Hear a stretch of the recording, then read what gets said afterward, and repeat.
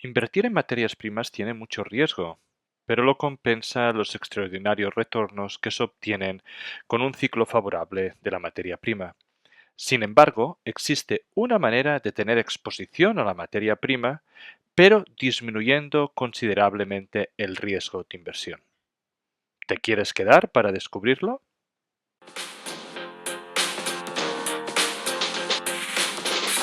Bienvenidos amantes del subsuelo, esto es Charlando de Minas, el primer y único podcast en español dedicado a la inversión minera. ¿Quieres aprender a invertir en recursos naturales? Suscríbete a nuestro podcast. ¿Te gusta nuestro contenido?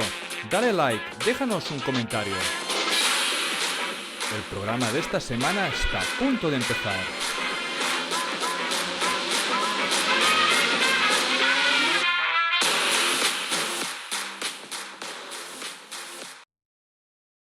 Bienvenidos a Charlando de Minas, el único podcast en español dedicado a la inversión minera y de materias primas. Hoy tenemos otro episodio de la serie Maneras de invertir en materias primas.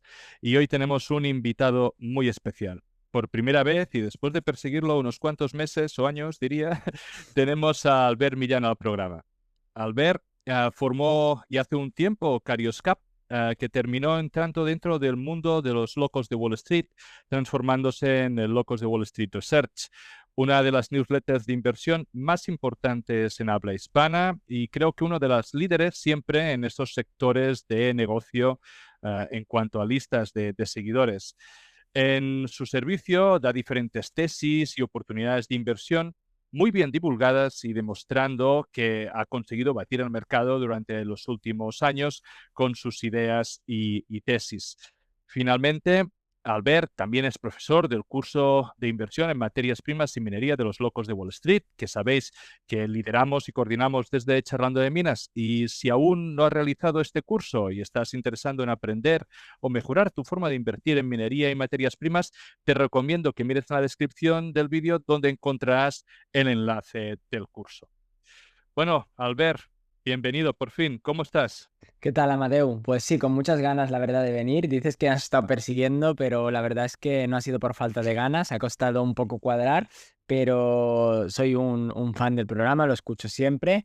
Me aprendo en muchos casos, sobre todo toda la parte de geología, etcétera, que también divulgáis. Y esta nueva serie que iniciaste de formas de invertir, pues es una de mis preferidas. Así que un honor que me hayas invitado. Muchas gracias, Albert. Muchas gracias. No, aún recuerdo esa que creo que comimos un día en Barcelona hace un Sí. añito y pico, y dijimos, no, no, es que algo tenemos que hacer juntos. Y pues bueno, hemos tardado, pero creo que es un programa que vale mucho la pena porque realmente esta manera de inversión en materias primas que nos vas a presentar es algo que descubrí, ¿no? Con tu newsletter y que me adentró de alguna forma a esta nueva oportunidad y que creo que es un tipo de inversión muy interesante para un tipo muy concreto de inversor, ¿no? Es Sí. un formato que permite tener un apalancamiento a una materia prima en concreto, pero sin los riesgos que conlleva una operación minera.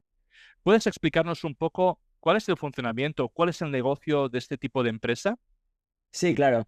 Mira, como bien dices, el problema del negocio minero o de las empresas de minería es que la mayor parte del tiempo son negocios muy, muy malos y además en los que la opcionalidad positiva es muy, muy rara y casi siempre nos encontramos, de hecho, con sorpresas negativas, ya sea problemas de producción, geológicos, de personal, de inflación de costes, etcétera. Nos atrae tanto porque tiene un poco este espíritu del descubrimiento, de la aventura, etcétera, y sobre todo porque durante las partes positivas del ciclo los retornos acostumbran a ser espectaculares. Entonces, eso es lo Claro. que siempre mantiene a la gente regresando, ¿no?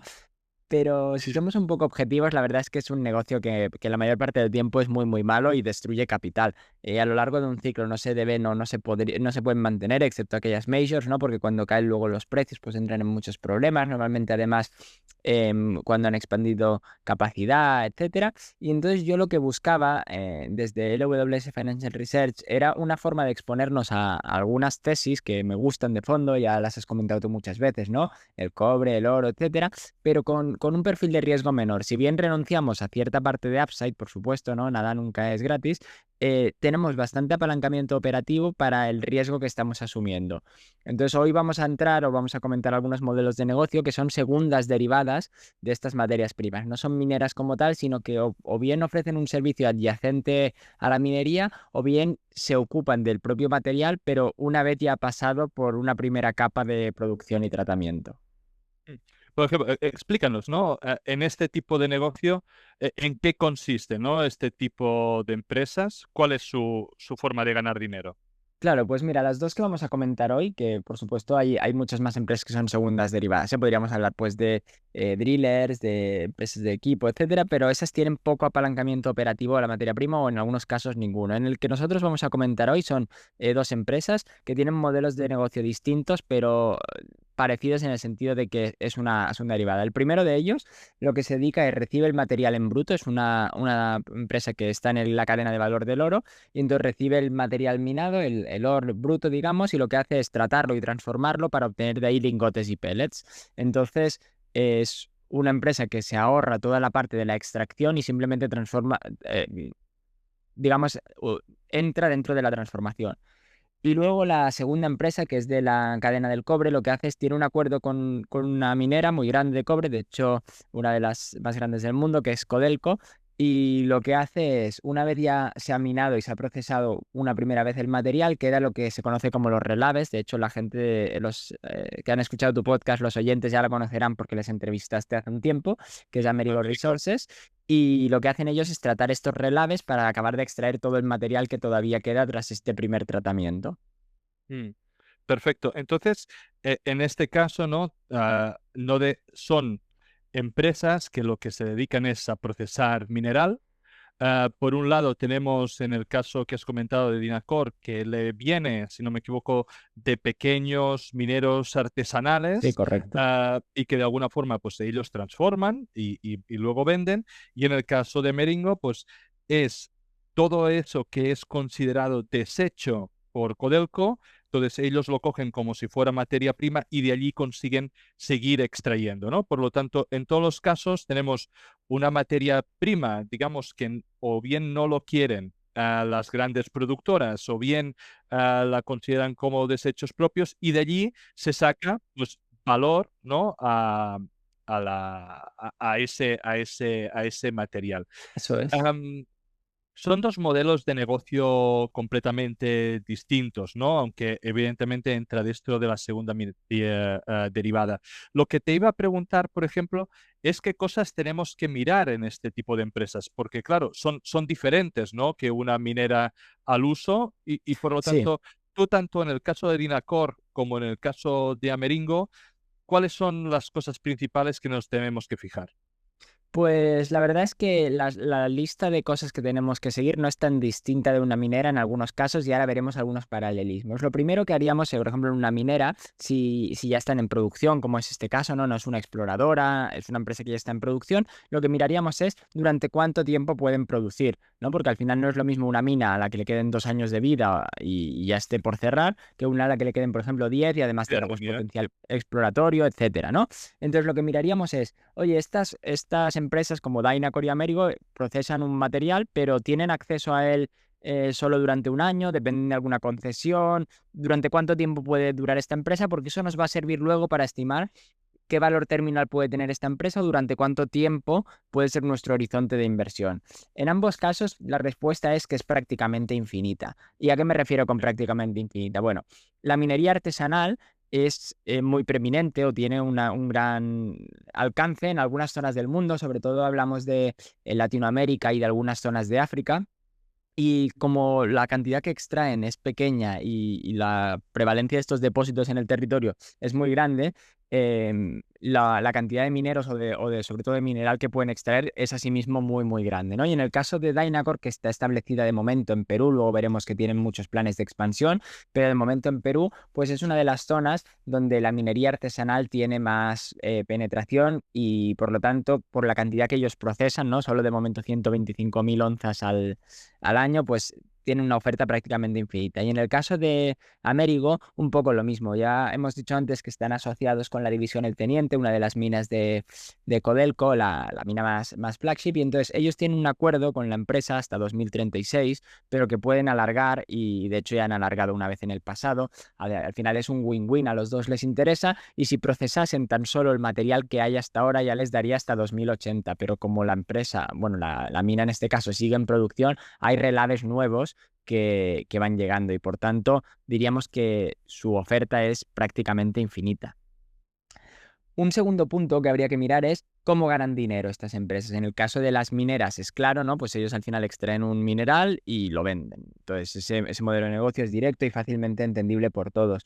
En estas empresas de segunda derivada hay que ver cómo hacen dinero y sobre todo entenderlo bien para ver cuánto apalancamiento operativo, si es que lo tienen al precio del metal. En los casos que nos ocupan, en el de Dynacore, es bastante sencillo porque ellos lo que hacen es comprar el mineral con un descuento sobre spot y venden a spot, ¿no? A spot nos referimos al precio al contado del mineral, en este caso Ajá. del oro. Y entonces su margen es fijo. Y alguien dirá, oye, pues entonces, ¿qué apalancamiento operativo tienes si el margen es fijo? Pero claro, hay que pensar que no es lo mismo un 10% de $2.000, por ejemplo, la onza, que un 10% de $3.000, ¿no? Es verdad que tú no Claro. tienes un efecto multiplicador, pero sí que por lo menos escalas linealmente con el precio al contado, que ya es algo. Y en el caso de Américo todavía es mejor, porque ellos tienen unos costes de producción relativamente altos, de más o menos unos $2 la libra de cobre. Y en este caso, cuanto más suba el precio, aunque ellos tienen que pagar unos royalties, etcétera, es decir, que no les entra todo neto, pero sí que cuanto más suba el precio, pues más multiplicador es el efecto sobre sus beneficios. Y además, cuanto más alto sea el coste de producción unitario, más apalancamiento operativo tienes al cambio, ¿no? Porque si, por ejemplo, está a 3, pues ganarías $1 por libra, y si está a 4, ganas $2, que ya es el doble, habiendo subido solo un 30% el precio. Entonces, en este caso, el Claro. apalancamiento operativo está más presente. Muy bien. Y en cuanto a costes, son empresas que al final simplemente se dedican a todo lo que es la transformación del mineral. Por lo tanto, todos los costes que tienen asociados mineras, ya no a los relativos a exploración, los relativos a todo eso que no están, pero todo lo que es desde la extracción del mineral hasta probablemente parte de la molienda y todo eso no existe aquí. Exacto, al final ellos el único coste al que tienen exposición directa en realidad son dos, son el de personal, que obviamente eso a todas las empresas les afecta, ¿no? Y escala con el tiempo o previsiblemente lo hace, y luego el energético que fluctúa más. Pero son muy transparentes de hecho en cómo lo desglosan, y lo bueno que tienen es lo que dices, que no tienen problemas geológicos. Muchas veces cuando una mina se va desarrollando o tú vas explorando zonas más profundas, de más difícil acceso, etcétera, los costes aumentan. Si tú además, por algún problema, pues, por ejemplo, meteorológico o geológico, como hemos dicho, operativo, produces menos toneladas durante un tiempo, tus costes unitarios aumentan porque tienes una gran base de costes fijos, ya sean en maquinaria, energía, etcétera, que se dividen entre un número de toneladas menores.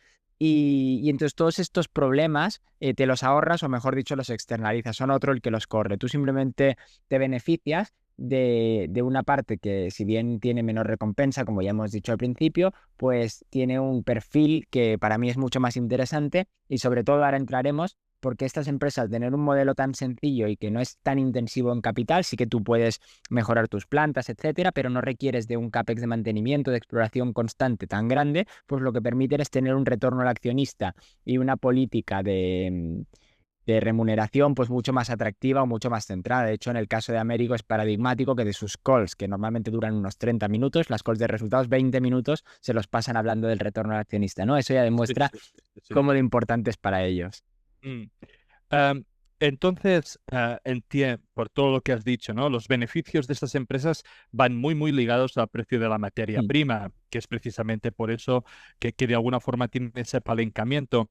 Entonces, entiendo de que cuando inviertes en este tipo de empresas, lo haces desde el macro, ¿verdad? Desde fuera hacia adentro. O sea, crees que el precio del cobre, el precio del oro, en este caso, les va a ir bien y por lo tanto van a evolucionar positivamente, y por eso te puedes posicionar en estas empresas que las puedes considerar pues que están baratas en el precio actual, ¿no? Sí, nosotros normalmente cómo fabricamos o cómo descubrimos nuevas ideas o las planteamos Es desde un punto de vista, como tú has dicho, top-down, ¿no? De fuera hacia adentro. Primero tenemos una idea del mundo, bien sea macro, geopolítica, sectorial, etcétera, que queremos expresar de alguna forma. Entonces buscamos el mejor vehículo desde un punto de vista de riesgo-recompensa para hacerlo.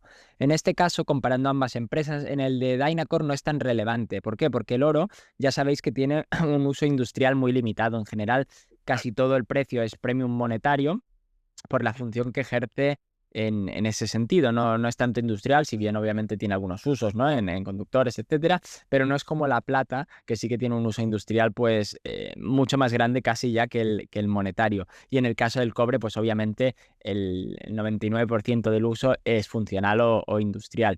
Entonces, cuando queremos expresar una tesis macro, en este caso podéis ver el contraste, ¿no? Una puede ser de vientos de cola, megatendencias, etcétera, para el cobre, que está presente en muchas de las grandes transformaciones que estamos viendo: electrificación, transición energética, industrialización, etcétera. Y otra puede ser de una pérdida o una devaluación de la moneda fiat, una incertidumbre geopolítica, tipos reales negativos, etcétera, como sería el caso del oro. Pero el enfoque en este caso es top-down, y luego lo que hacemos es no asumir que debe cumplirse una gran tesis alcista para que estas inversiones, ahora entraremos luego en valoración, ¿no? Pues tengan sentido, sino que lo que intentamos es que funcionen en cualquier entorno y nos den opcionalidad a un entorno positivo. Por si acaso, pues no tenemos razón o fallamos en el timing, etcétera, que nuestro downside esté mucho más cubierto y no nos arriesguemos pues a una pérdida permanente de capital, de la misma forma que si lo haríamos en una minera o en alguien que no está ganando dinero, ¿no? En empresas muy apalancadas financieramente u operativamente. Has estado hablando de que todas esas empresas, sobre todo, cuidan mucho al accionista, ¿no? Todo ese retorno de valor que dan al accionista. Y por ende, podemos entender de que son empresas muy dividenderas, ¿no? Que les gusta de alguna forma cuidar de esta forma al accionista. ¿Esto es así? Sí, de hecho, lo bueno que tienen es que parece que hayan leído el libro de Outsiders, que mira, si alguien no lo ha leído, pues aprovecho para recomendarlo aquí, que habla mucho de la asignación de capital o del asset allocation óptimo, ¿no? Entonces, estas son empresas en las que, como no tienen necesidades de capital muy grande, como hemos dicho, pueden hacer dos cosas con el dinero: crecer, ¿no? Ampliar su negocio o retornarlo al accionista. Empezando por Amerigo ahora, para variar un poco el orden, ellos no pueden ampliar mucho su negocio, porque como dependen de la licencia concreta que tienen con Codelco, a no ser que lo replicasen con otra gran minera, pues tendrían muy difícil replicarlo. Entonces, en este caso todavía es más directo, y ellos ya lo dicen, que cualquier free cash flow to equity, es decir, cualquier flujo de caja que no se reinvierta en mantener las instalaciones o mejorarlas, lo dedican directamente a repartirlo al accionista. Ellos tienen un dividendo trimestral que es bastante generoso. A precios de ahora pues debe ser un 6,5, casi 7% de yield, que es bastante interesante teniendo en cuenta lo que ya ha subido la empresa. Luego dan un dividendo extraordinario, este año ya lo hemos hecho, y siempre lo hemos visto, vamos, y siempre que tengan más de 25 millones en caja, ahora entraremos a ver luego en más detalles, también hacen recompras de acciones. Durante este año han sido un poco más calmados en este sentido. Lo único que han hecho es asegurar que no hay dilución, es decir, todo aquello que se ha emitido como opciones para el management, etcétera, pues lo han recomprado para que no haya dilución nunca. Y ese es principalmente a lo que ellos se dedican. Simplemente lo reparten todo y ya está. Entre free cash flow para recompras, dividendos, etcétera, se acerca mucho al free cash flow yield que tiene la propia empresa, que en este caso pues estará más cerca del 12-13%, con precios del cobre de 4,3, 4,4, que están bastante por debajo de lo que hoy mismo lo tenemos. No sé cuándo emitiremos esto, pero ahora mismo está a 4,7 dólares la libra, o sea que bastante bajo. Y en el caso de Dynacore cambia un poco, porque ellos sí que tienen un dividendo mensual que además aumentan bastante significativamente, este año un 15% y el otro, el pasado, un 12 y pico.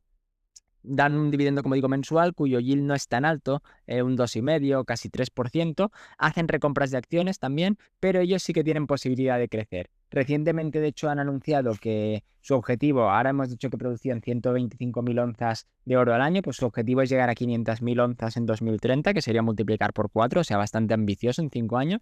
Y para ello ya están haciendo plantas piloto para ver si pueden replicar su modelo de negocio en otras zonas geográficas, en este caso en el oeste de África, que tiene también una gran penetración de la minería artesanal, y empezarán por Senegal. Así que ahí sí que están dedicando gran parte del capital que generan para esta ampliación o este crecimiento del negocio.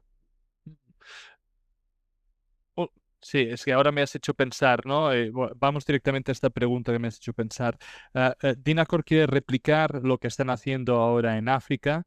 Am, ¿Esto lo ves como una ventaja o lo ves como un riesgo? Porque a mí a veces la inversión en África me es complicada, ¿no? Y más viendo todo lo que ha pasado en República del Congo, Ruanda, todas esas minas que están allí que son complejas. Entiendo que normalmente pues esta parte de África, toda la orera, normalmente no suele ser tan complicada, pero sí que es verdad que ha habido muchas minas o empresas mineras en general que están rotando un poco de Latinoamérica hacia África. ¿Tú cómo ves este tipo de movimientos? ¿Lo ves como positivo? ¿Lo ves como esa reducción de riesgo? ¿Lo ves como un riesgo moderado por tener el negocio, digamos, latente en Latinoamérica que funciona y esto es simplemente una expansión a ver cómo va? Sí, a mí lo que me gusta de Dynacor es que el actual negocio, es decir, la única planta que tienen en Perú, para mí justifica la valoración que ellos tienen y especialmente en un entorno del oro como el que tenemos ahora, cercano a los $3.000 la onza. En este momento tienen beneficios extraordinarios. Ellos van a diversificar, como has dicho tú, las plantas, tanto que plantean hacer otra en Perú también, ir a otras zonas de Latinoamérica donde también puede tener sentido, por ejemplo, Ecuador, etcétera, y luego diversificarse al oeste de África y están mirando pues Ghana, Costa de Marfil y Senegal, ¿no? Donde van a empezar. Entonces, obviamente añades un riesgo porque entras en una nueva jurisdicción y que no es precisamente Tier uno. Pero lo bueno que tiene Dynacor son 3 puntos en realidad. El primero es que su modelo de negocio no es tan atractivo para el expropiación o no tan propensa a los riesgos como es una minera, ¿no? Porque como ellos tienen un margen fijo y solo se dedican a transformar el mineral, que eso hace falta sí o sí, pues obviamente te pueden poner más o menos impuesto, pero no es como una mina que es un activo que es muy goloso, digamos, o muy atractivo para los gobiernos meter mano, ¿no? En este caso, como el margen es pequeño, un 7-8%, etcétera, y además se dedican a la transformación y no a la extracción, es un candidato más malo para meter mano. El segundo es que ellos ayudan mucho a la población local y en muchos casos pobre, indígena, etcétera, por ejemplo en Latinoamérica, porque claro, son operaciones mineras artesanales donde el gobierno ya se lleva una buena tajada después en forma de impuestos, etcétera, pero que no podrían o no tendrían cabida ni sentido sin estos agregadores que se dedican a procesar el mineral. Entonces ellos normalmente tienen un muy buen trato y una muy buena relación con las comunidades mineras a las que realmente les están haciendo un gran favor. Entonces eso ya también ayuda a que el gobierno te vea de forma favorable y no como explotando, porque tú no estás extrayendo recursos ni llevándote el grueso de los mismos. Entonces, es una cosa que es positiva. Y después, como ellos tienen un balance tan saneado, que este es el punto todavía al que no habíamos entrado, de hecho, las dos tienen caja neta, mucha caja neta además, en el caso de Dynacor casi un 30-40% del market cap, el riesgo de que una de las plantas, porque van a abrir 4 plantas más, ¿no? En el caso de que una jurisdicción o una de las plantas no vaya bien, obviamente sería un gran palo, ¿no? Nada positivo, pero desde luego no es un make or break, ¿no? No es como aquellos empresas monoactivo y además con una gran necesidad de CAPEX para arrancarlo, lo hemos visto en mineras cientos de veces. En el caso de que salga mal, pues te destroza totalmente o te deja ya fuera de juego y una pérdida permanente de capital. Un ejemplo es Global Atomic, que la has comentado yo creo Mm, alguna vez, Amadeu, que es sí. una empresa de uranio, ya sabéis que tiene un activo maravilloso, pero que por una serie de catastróficas desdichas, como dice la película, pues se ha encontrado en una situación muy complicada respecto al financing de la misma, con una dilución extrema, etcétera, y que ha devuelto todas las ganancias y era casi un por 10 desde 2021 y ha vuelto a la casilla de partida, ¿no? Pues eso no existe con Dynacor. Obviamente no sería positivo, pero nunca sería una situación de riesgo tal como que te dejase fuera de juego por una mala expansión. Mm. Una de las grandes ventajas, y aquí estabas de alguna forma explicándolo, ¿no? Son los riesgos en frente a las mineras.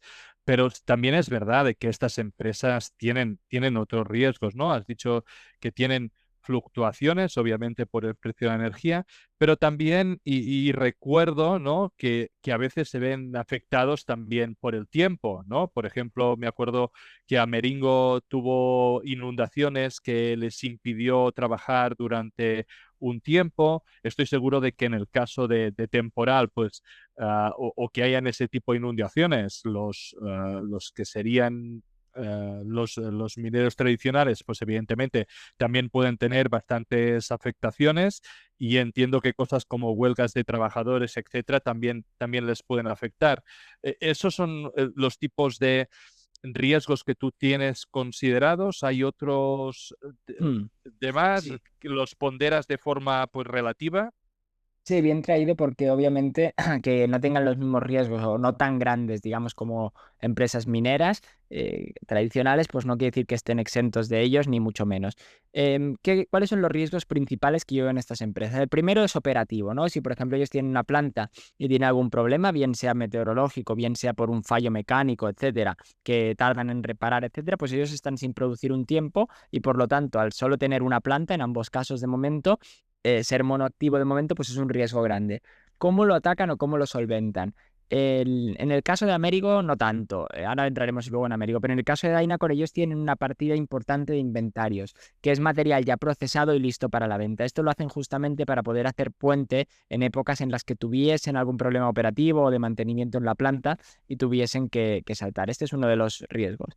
El segundo es de licencias o gubernamental. Cuando tú al final dependes de una licencia del gobierno para operar, aunque siempre dependemos de una licencia, ¿no? Al final cualquier empresa obviamente está en un territorio y si el gobierno le revoca la posibilidad de tener una actividad económica allí, pues sufriría. Pero en estos casos es todavía más importante porque, por ejemplo, si Américo perdiese la licencia o el acuerdo con la división El Teniente Codelco, se quedaría sin nada, ¿no? Sería una acción que perdería todo el valor. Entonces, porque no podrían trasladar su operación a otra mina sin abandonarla totalmente. Entonces sería empezar de nuevo en otra jurisdicción, etcétera, y eso no sería nada sencillo. Y en el caso de Dynacor, pues si perdiese el favor o hubiese abuso hacia las comunidades locales que trabajan, etcétera, y el gobierno les decide sancionar, etcétera, o prohibirles tener esta actividad, pues igual. Entonces aquí es importante entender cuál es la historia, el track record que ellos tienen, qué esfuerzos hacen para disminuir este riesgo. En el caso de Dynacor ya hemos visto expandirse, en el caso de Américo, pues tiene una relación excelente y ya de décadas con el teniente. Y además es un activo irreplicable en el sentido de que otra empresa lo tiene muy difícil para entrar allí porque no tiene ni este track record e historia de simbiosis, ni tampoco los activos ya instalados en las propias instalaciones de la mina. Hay otro que obviamente es laboral, ¿no? De que pues no tengan acceso a personal, etcétera, pero ese lo veo compartido con cualquier empresa. Y luego uno también de divisa. Al final, es verdad que es muy probable que esto sea un riesgo, porque, por ejemplo, en el caso de Dynacor, ellos pagan en soles peruanos y cobran en dólares, y es más probable que a largo plazo el dólar lo haga mejor que el sol peruano, pero aún así Sí. hay que considerarlo también. Entonces, los tres principales que yo identifico son regulatorio o gubernamental, operativo y el de divisa. Am, ¿Por qué de alguna forma prefieres, digamos, este tipo de empresa en lugar de empresas de royalty, por ejemplo, que también tendrían de alguna forma un tipo de apalancamiento, ¿no? Versus el metal, especialmente en oro, pues hay varias y que en cambio, pues también el riesgo estaría diversificado con diferentes empresas mineras en lugar de estar una. ¿Cuál es la ventaja o la desventaja que le ves a este tipo de inversión versus la otra? Ninguno en realidad, en el sentido de que las royalties me parecen un modelo de negocio superior, porque te evitas casi totalmente el riesgo operativo. Es verdad que lo tienes indirectamente, ¿no? Si eres monoactivo, sobre todo tienes pocos, por si una mina no va bien, pues no puede ser que no puedes cobrar, aunque haya parte stake or pay, etcétera. Pero puede ser que no puedas cobrar, pero tú no tienes que hacer nada, entre comillas. ¿Por qué prefiero estas empresas? Simplemente por la valoración y el perfil de retorno al accionista, que es más agresivo. El mercado no es tonto, no es bastante eficiente en general a largo plazo y da una valoración premium a las empresas de royalties porque son modelos de negocio muy superiores. Entonces, con razón, les da un múltiplo más alto y una valoración más exigente, cuya relación inversa es que el retorno potencial o implícito es menor, ¿no? Entonces, en este caso, hemos cogido estas empresas que son un híbrido porque te evitas algunos riesgos, pero retienes más parte del upside solo por el punto de valoración del que partes y el retorno al accionista que te dan, ¿no? Que es mucho más típico, aunque la mayoría de royalties sí que acostumbran a pagar dividendos, etcétera, no de forma tan agresiva porque mantienen muchas veces caja para a adquirir nuevos proyectos, nuevas licencias, etcétera. O sea, sus necesidades de inversión acostumbran a ser un poco más altas y el retorno menos agresivo. Entonces, ese es el único motivo, pero la realidad es que reconozco, como también lo hace el mercado y en la valoración ya lo refleja, que son modelos de negocio superior. Mm. Muy bien, o sea, ahora quería hablar un poco de valoración, quería hablar un poco del precio que tienen. Mientras estabas hablando, he mirado un poco las valoraciones actuales. Hoy estamos a 10 de febrero, aunque esto se va a emitir en marzo, así que pueden cambiar cosas desde entonces, ¿no? Pero vamos a empezar aquí con lo que has dicho de múltiplos. Eh, Has dicho que estas empresas se valoran a múltiplos inferiores. ¿Qué tipos de múltiplos estamos hablando que serían los normales en este tipo de negocio? Sí, pues mira, para que nos hagamos una idea bastante sencilla, ¿no? En el caso, por ejemplo, de Dynacor, ¿vale? Que yo creo que empezaremos por esta y luego, si te parece, pues pasamos Sí. también a otra. Mira, esta empresa a día de hoy está cotizando a 5,6 dólares canadienses al momento que estamos grabando esto y tiene 36 millones de acciones. Con la dilución que ha hecho ahora serán 40, así que vamos a utilizar 40 millones de acciones, que yo creo que será lo más sencillo porque además es un número redondo. Entonces, si multiplicamos el precio por la cotización, vemos que capitaliza 220 millones de dólares canadienses, que traducido a dólares estadounidenses son 150. ¿Vale? Entonces, Ujú. ellos tienen 40 millones en caja, así que su EV, o sea, el valor de Sí. el market cap menos la caja, sin contar lo que sacan ahora, pues sería de unos 100 millones, porque con la dilución también cobrarán 30, etcétera. Entonces, 100 millones de EV. ¿Y cuánto genera cada año? Pues mira, este año ha generado en Free Cash Flow 30 millones. Entonces, estamos hablando de una empresa que después de haberse duplicado en el mercado, haber doblado su valoración, estaría unas 3 veces EV Free Cash Flow. O si hablamos de market cap simplemente, ¿no? De la cotización en bolsa, a 5 veces Free Cash Flow. Es decir, son valoraciones que ya de por sí Sí. resultan Ajá. atractivas o por lo menos razonables. Mm. Tienen un plan para ampliar, como hemos dicho, su producción hasta los 500.000 onzas al año. Si lo consiguiesen, vamos a suponer que en 2030 lo han conseguido, ellos estarían produciendo 500.000 onzas y a un precio del oro de, no hace falta que suba, ¿no? Desde ahora a 3.000 en 5 años, que sería subir un 1% en 5 años, lo cual, aunque pueda haber fluctuaciones, pues no parece tampoco descabellado o una gran No. asunción. Y un margen del 8% que tienen serían 500.000 onzas por 3.000 dólares por 0,08. Estaríamos hablando de un beneficio de 120 millones de dólares al año. Hemos dicho que el EV hoy es 100 millones, ¿no? Entonces, en 5 años, solo manteniendo el múltiplo respecto a ahora, es verdad que esto es beneficio y no caja, pero convierten casi todo el beneficio en caja. Entonces, supongamos 100 millones de beneficios y mantienen el múltiplo, estaríamos hablando de multiplicar por 4 simplemente manteniendo el múltiplo. Entonces, son empresas que aunque no tengan un potencial tan grande o un apalancamiento tan grande, como su valoración es tan atractiva, para mí da margen de seguridad. En el caso de Amerigo, pues cuántas acciones o cuánto EV tiene ahora mismo Amerigo, vamos a hacerlo de la misma forma si quieres.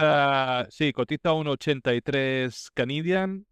Sí, Ah, exacto, vamos y, a hacerlo de la misma forma. Vamos a ver cuántas acciones tiene, que ahora son 167 millones. ajá. Entonces son 167 millones aquí por 1,83. Esto es el directo, señores? Sí, Sí, así son 305 millones de dólares canadienses. A esto hay que sí. sumarle la caja neta. En este caso, yo soy bastante conservador y no sumo tantas cosas como ellos hacen o deberían, ¿no? Pero bueno, vamos a suponer que es cero, siendo muy conservadores. Ellos no tienen deuda, de hecho, este año la van a acabar de pagar y tienen caja, pero vamos a hacerlo simplemente sobre market cap porque yo creo que será más sencillo. Entonces, 305 millones de dólares canadienses son 210 millones de dólares estadounidenses y el free cash flow to equity, es decir, el que les queda para repartir en, año a año, digamos, son de unos 35 o 40 millones. Entonces estaríamos hablando de que esto está también de nuevo a 5 o 6 veces free cash flow. Entonces son unos free cash flow yields bastante interesantes para empresas, sobre todo, que te lo reparten enteramente y que además recompran acciones, o sea, cada año lo tienen más fácil y no tienen deuda. Mm, mm. Estaba mirando ahora también los gráficos, ¿no? Del último año he ido. Dynacor ha subido, digamos, en el último año un 40% aproximadamente y ahora está a un 10% de máximos. en el caso de Amerigo, ha subido en un año un 46%, y está a un 20% de máximos.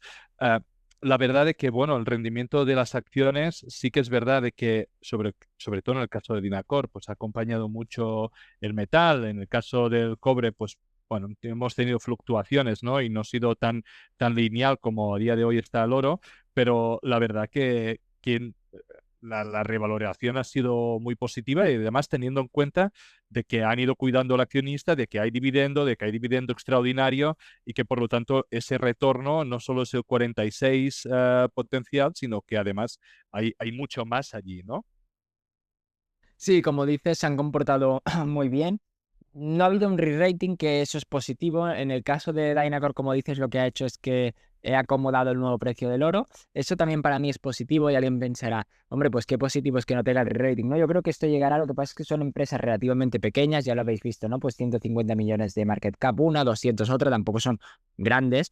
Y además cotizan en mercados en el canadiense que no son el más líquido ni el más atractivo. ¿Cuándo creo que puede haber un re-rating o creo que puede haberlo? En el caso de Amerigo lo dudo mucho, porque si simplemente van recomprando acciones, no amplían sus operaciones, etcétera, pues es raro que esto se revalorice tanto como para acomodar. Y además los insiders tienen gran parte de la compañía y poco float, digamos, entonces improbable. En el caso de Ainacor, si ellos consiguen aumentar su producción hasta las 500.000 onzas, entonces sí, porque el tamaño de la empresa sería suficiente como para atraer otro tipo de inversores y más institucionales, más grandes, etcétera, y ahí sí que podríamos tener un buen flujo. Un ejemplo claro es la de Aramark, no sé si la has comentado también alguna vez, Amadeu, No. pero es una empresa que es una segunda derivada del oro, que como es suficiente grande, ha incorporado varios gestores de fondo esta empresa en sus carteras y por lo tanto ha tenido un re-rating simplemente por esta liquidez aumentada. Mm, Perfecto. Ahora luego vamos a hablar de otras empresas parecidas, digamos, de las que conozcas, ¿no? De estas de otras derivadas, para esa gente que quiere de alguna forma explorarlas o ver ese tipo de negocio. Pero lo que también me interesaría aquí destacar es, yo conocí, digamos, el caso Amerigo no, ya más o menos la conocía, aunque no la tenía tan fichada. Dinacor sí que la conocí gracias a tu newsletter. ¿Cuándo entrasteis en ambas acciones? Porque si hace un año, digamos, estamos hablando de este tipo de valoraciones, yo creo que entrasteis hace más de un año, ¿verdad? Sí, de hecho, mira, te lo estaba mirando ahora porque si alguien entra, por ejemplo, a nuestra newsletter, ¿no? O a nuestro servicio, puede ver realmente cuándo se publicaron estos artículos, aunque nosotros ya lo comentamos un poco antes en el Discord, donde ya sabes que siempre comentamos las ideas un Sí, poco siempre. antes, etcétera, pero lo vamos a contar desde que lo publicamos, ¿no? Y lo tengo aquí enfrente, por ejemplo, en el caso de Amerigo Resources fue el 25 de febrero de 2024. Entonces, si nos vamos a esa fecha, ¿cuánto cotizaba? Vemos que estaba a 1,29 dólares canadienses. O sea que ahora hace menos de un año y ha pasado de 1,29 a 1,83. O sea, un retorno bastante interesante en el momento en el que vimos la inflexión. Y en el caso de Dynacor entramos el 19 de julio de 2023, estoy viendo. Entonces, en directo también, aquí buscándolo, vamos a ver a cuánto cotizaba. El Dynacor Group, stop. Y fue, como te digo, en julio, el 19 de julio. Entonces, vamos a 2023, 19 de julio, estaba a 3 dólares canadienses. Entonces, casi un 100%, sería un 100% desde máximos, pero como dices, como ha tenido una caída del 10%, pues un 80 o Bueno, noventa sí, por sí, ciento sí. en un año y medio.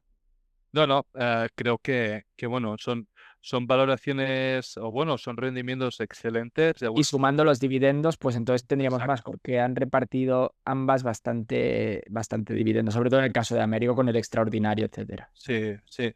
No, yo creo que esa es la ventaja, ¿no? De servicios, digamos, como Locus Wall Street Research, que de alguna forma te permiten conocer empresas que de alguna forma no las tienes en el radar muchas veces y que pueden ser negocios que atraigan o no a ciertos inversores, pero que muchas veces, y supongo que las valoraciones, teniendo en cuenta pues bueno, el tipo de negocio que es muy parecido a día de hoy al actual a lo que era en ese momento, pues bueno, claro, las valoraciones eran múltiplos, eran aún mucho más bajos y que por lo tanto tenía mucho sentido y como dices, ah, mucho margen, ¿no? Mucha poca posibilidad de pérdida a través de las valoraciones que se ofrecían.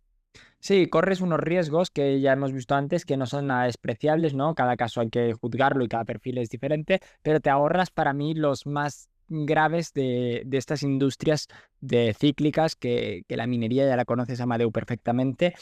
Puede ser que te lleves un susto y hemos visto algunos ejemplos recientes, por ejemplo, en el litio. Sí, sí, sí, el litio, pues bueno, tiene la burbuja, o tuvo la burbuja hace un par de años y aún hay todo ese dolor.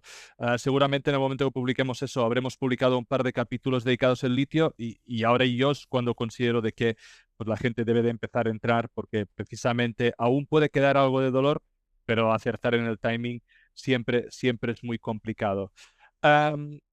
Ahora te voy a pedir, ¿no? Creo que hemos repasado muy bien todo lo que es Dinacor, todo lo que es Ameringo. Creo que hemos dado un poco la tesis, ventajas, desventajas, cómo es este tipo de inversión. Y me queda un poco un par de preguntas, ¿no? La primera es, ¿cómo tenemos de valorar este tipo de empresas? Entiendo de que es una valoración mucho más tradicional. Al final, tienes unos gastos, tienes unos beneficios, puedes hacer muy fácil digamos, la valoración. Es mucho, digamos, menos complicado que un negocio como la minería, ¿no? Podríamos entender.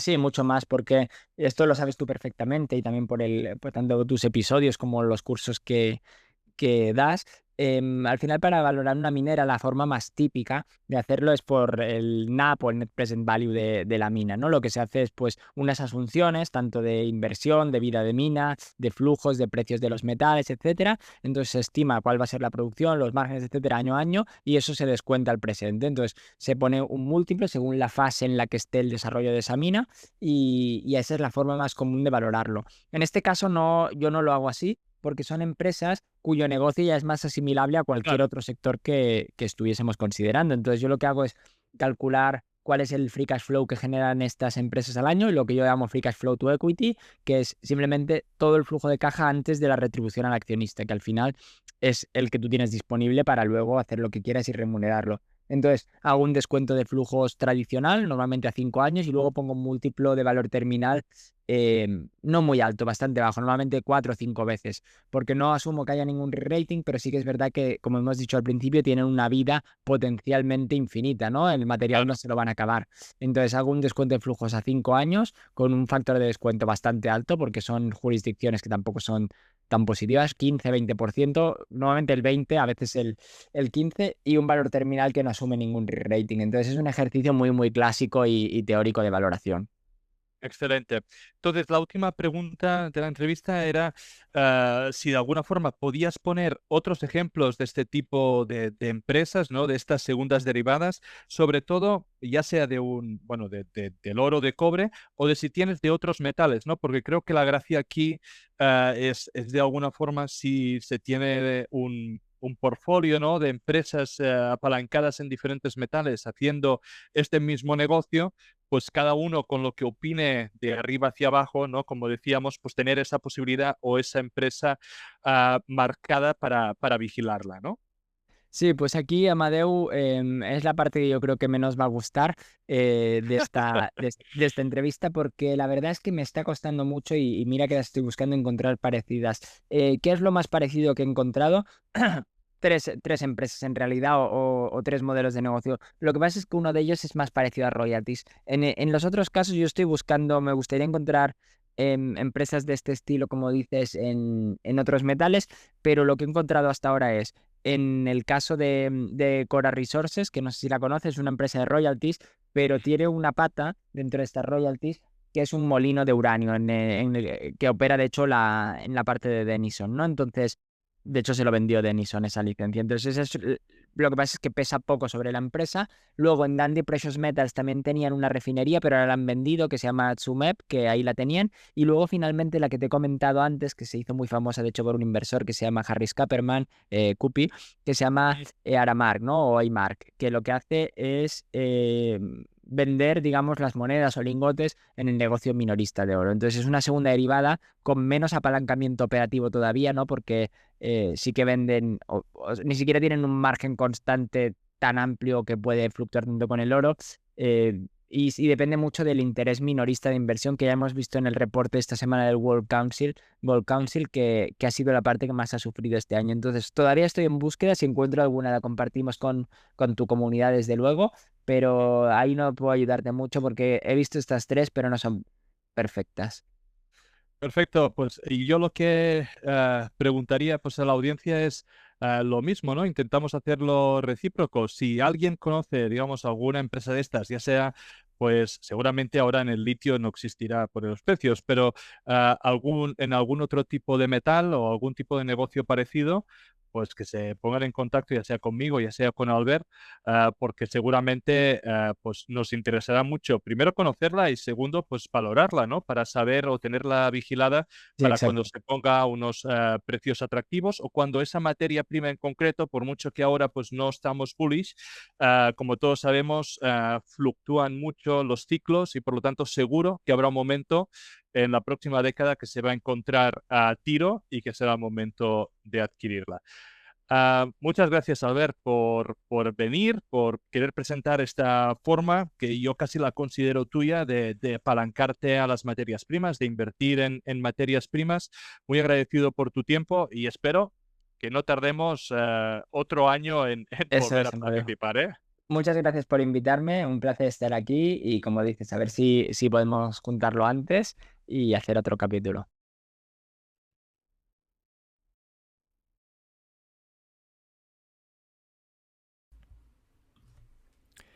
Descargo de responsabilidad. Los contenidos que aparecen en Charlando de Minas no son recomendación de inversión. Amadeo Bonet y sus invitados no son asesores de inversión. Los autores pueden tener algún interés en las compañías que se mencionan en esta publicación.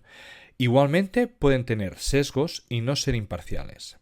La información en esta publicación y de todas otras de Charlando de Minas son impersonales por naturaleza y de carácter generalista y deben ser consideradas como un producto de entretenimiento. Recuerda que el riesgo mínimo de cualquier inversión mencionada en este vídeo es el 100% del capital. Antes de tomar ninguna decisión de inversión, es imprescindible que consultes a un asesor de inversores cualificado y con experiencia. Estas emisiones son un relato personal de mi aprendizaje en el mundo de los recursos naturales. En este podcast intentaremos traer empresas, comentar tesis de inversión y hablar con gente relevante en el sector. Si te gusta, dale like y suscríbete. Soy Amadeo Bonet y esto es Charlando de Minas.